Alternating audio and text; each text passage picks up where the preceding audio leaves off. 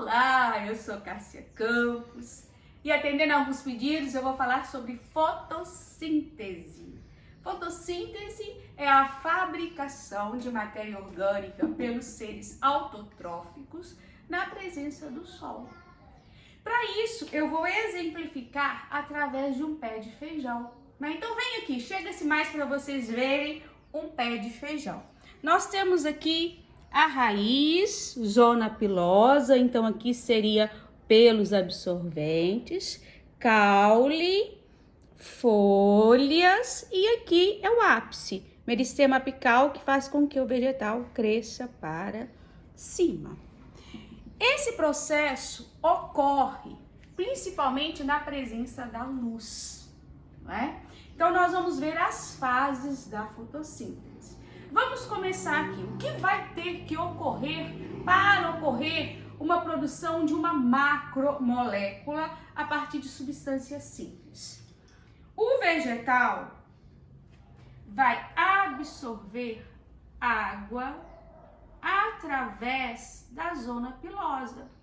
Então, esse pelo absorvente capta a água vai cair no xilema e vai subir, encontrando aqui as folhas. Nas folhas vai ocorrer o processo. Por quê? Porque aqui se contém os gases, né? Principalmente o CO2. Então esse CO2 ele é captado pela folha. E aqui ocorre a mágica, né? Que é o processo fotossintético. Então nós vamos agora adentrar uma folha.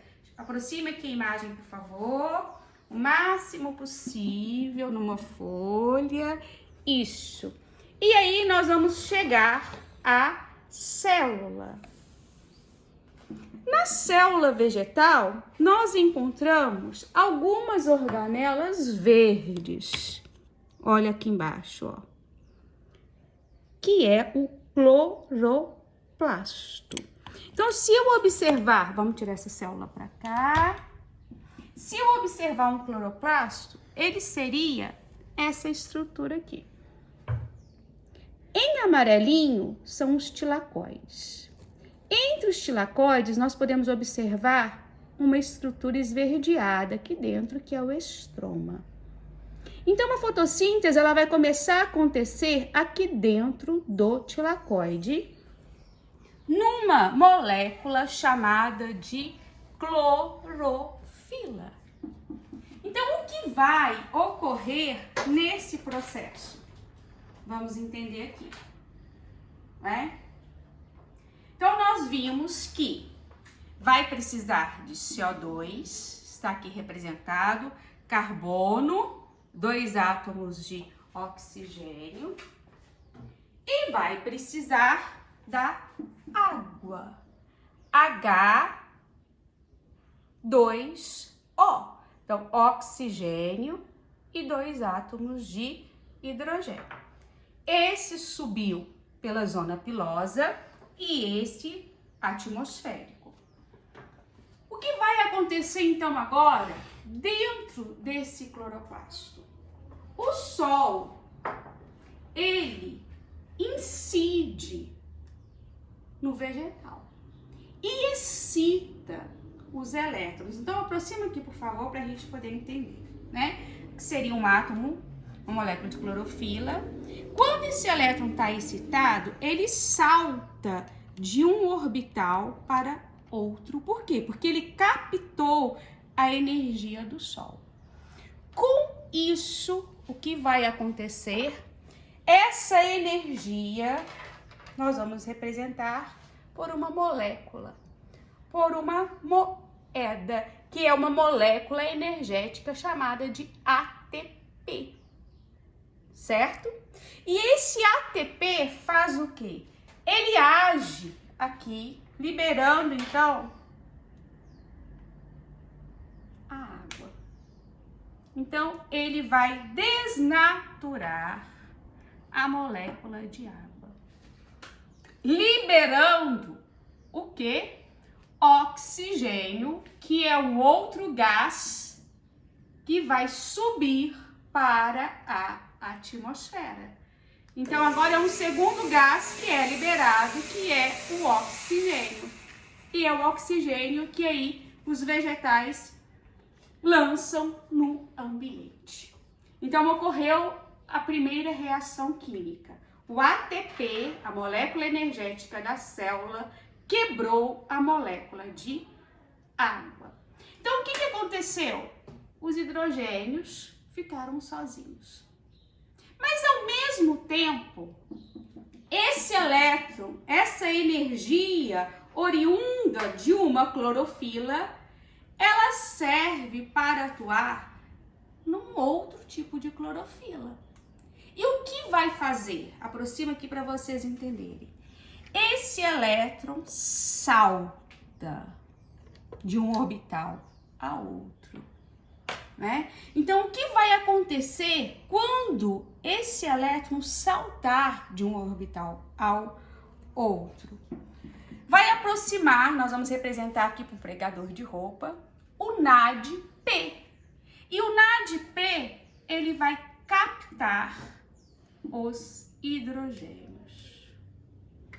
Então, os hidrogênios que foram liberados da molécula de água, que foi absorvida pela raiz, é captada pelo NAD, que agora se transforma em NADPH2. Então, aqui nós observamos a fase clara da fotossíntese.